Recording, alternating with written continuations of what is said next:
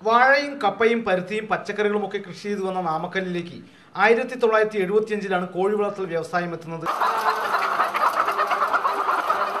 10 വർഷത്തിനുള്ളിൽ ചെറുതും വലുതുമായി 4500ഓളം കോഴി ഫാമുകൾ എന്ന കോഴിപ്പണ്ണകൾ നാമക്കല്ലിൽ മാത്രമുണ്ടായി. എന്നാൽ 2000 വന്ന അജ്ഞാത രോഗം ചെറുകിട കോഴി ഫാമുകളെ ഇല്ലാതാക്കി.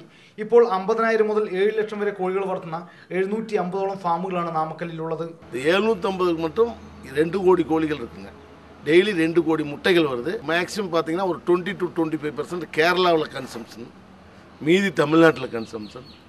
ചെന്നൈയിൽ மட்டும் ഒരു നാளைക്ക് ചെന്നൈയിൽ மட்டுം 45 ലക്ഷം മുട്ട കൺസംഷൻ. കോഴിപ്പണ്ണകളെ ആശ്രയിച്ച് ലക്ഷക്കണക്കിന് ആളുകൾക്ക് തൊഴിലായതോടെ നാമക്കൽ ഗ്രാമം നഗരമായി വളർന്നു. ഇന്ന് കേരളം അടക്കമുള്ള രാജ്യത്തിന്റെ മഹാഭൂരിപക്ഷം സംസ്ഥാനങ്ങളിലേക്കും നാമക്കല്ലിൽ നിന്നാണ് കോഴിയും മുട്ടയും കയറ്റിവിടുന്നത്.